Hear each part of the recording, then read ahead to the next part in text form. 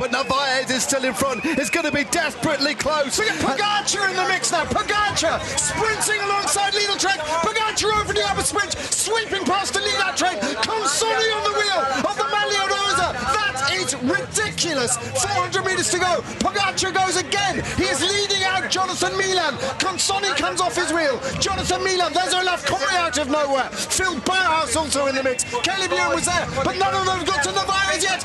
250, 150 metres for Narvaez. They're coming in fast. Milan has left it so late.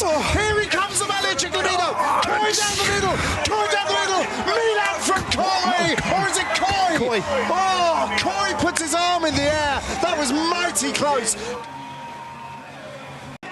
The second Sunday of the 107th Giro d'Italia, and an opportunity to take a sprint for, in particular, I think, Caden Groves. Alpes and Koenig have ridden with real authority at times. They've ridden with real ambition. They've taken the race by the scruff of the neck. Hasn't always worked. It didn't work on the day that Benjamin Thomas rode to victory and thwarted the sprinters. You were fourth last year in Napoli. How do you see it this year? Yeah, I think it's more or less a completely different final though. Today I expect more racing in the last hour. These roads and the final climbs could attract some strong groups. So hopefully we have a reduced bunch sprint. Do you feel that after 1 week in the Giro, there are still the same number of teams who are motivated for a bunch sprint? Yeah, I would hope so. I mean, only Jonathan Milan and Tim Malia have won a stage in the sprint. So with the sprint field like this, there's a lot of teams without a win, and I think they should look at today as an opportunity. This looks a bit more realistic. I think that was it. Yeah. Longer, straighter, safer section of road for the attacks to begin, and straight away it's Poti Cometa who are going on the offensive. Two-up attack, we've seen that quite often at this Giro.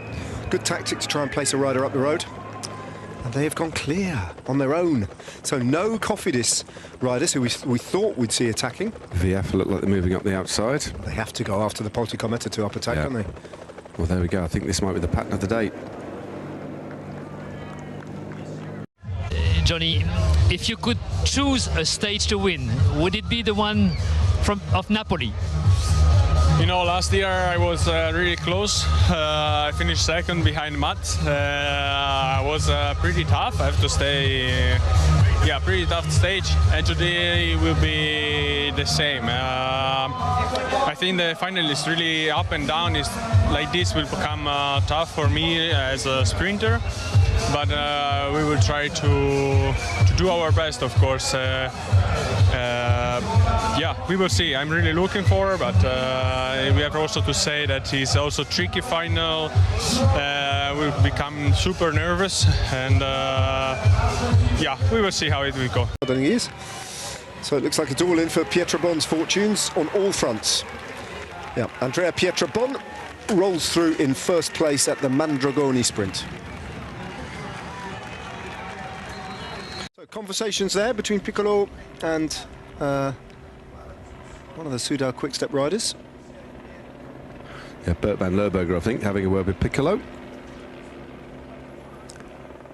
I think everybody's just glancing around just to see, is this it? So Van Lerberger's gone. Wow. Well, he was the one who kicked it off. Zutterlin, Zutterlin and Ballerini going with them. That's really interesting.